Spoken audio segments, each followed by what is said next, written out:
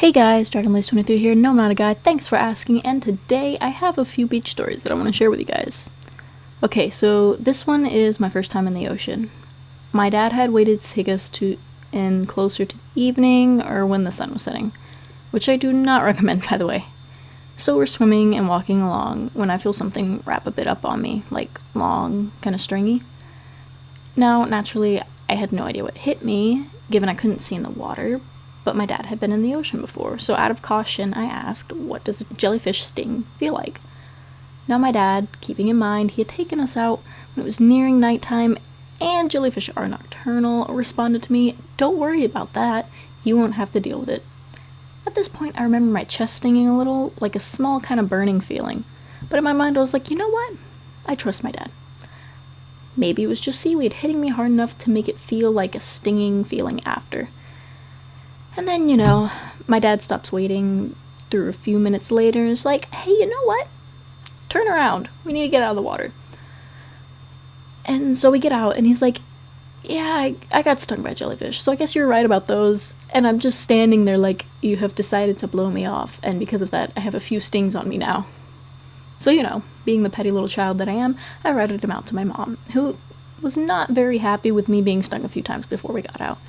They weren't bad stings, thankfully, but I had to shower for a bit to try and make it sting less or get any toxins out, I think.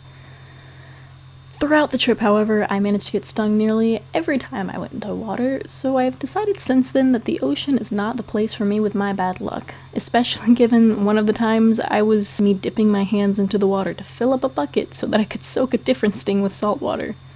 It was another suggestion for me so it wouldn't bother me as much.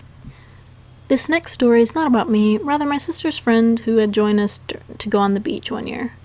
We had gone souvenir shopping, and it was mainly looking at different neon shirts along with the occasional hermit crab tanks.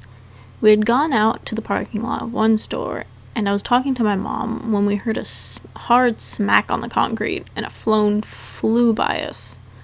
Assuming it was my sister's at first, I had laughed, which turned out to be a little awkward when it was my sister's friend's phone. On top of that, for some reason, that one fall that wasn't even that bad completely shattered her phone, like cracked it all over.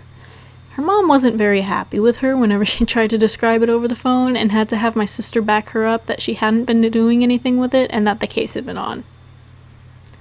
This final story is one that's at least a year or two in between the first one, where my sister had gone into the ocean with her friend again, when it wasn't exactly safe to. Strong winds and high waves that scared the mess out of my parents trying to get them to come back to shore, which they did, and thankfully no harm came to them other than being forced under the waves a couple times, which is why I don't suggest doing what they did and going out during any kind of concerning weather conditions, even if it's small.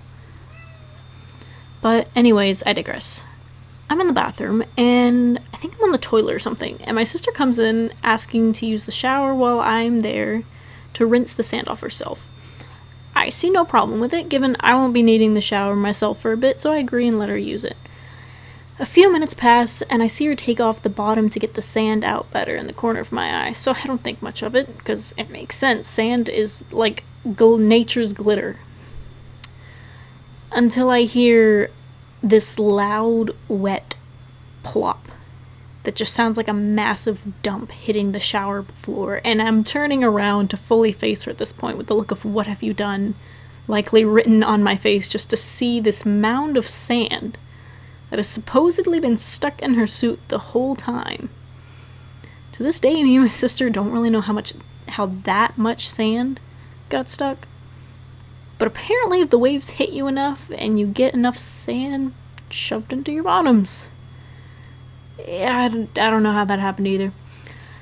But I think that's all the stories I have, so enjoy the music that'll play with the rest of the video, and have a great day. Leave a comment down below if you like this style of speed draws more, with the stories and commentary over it instead of just music the whole time.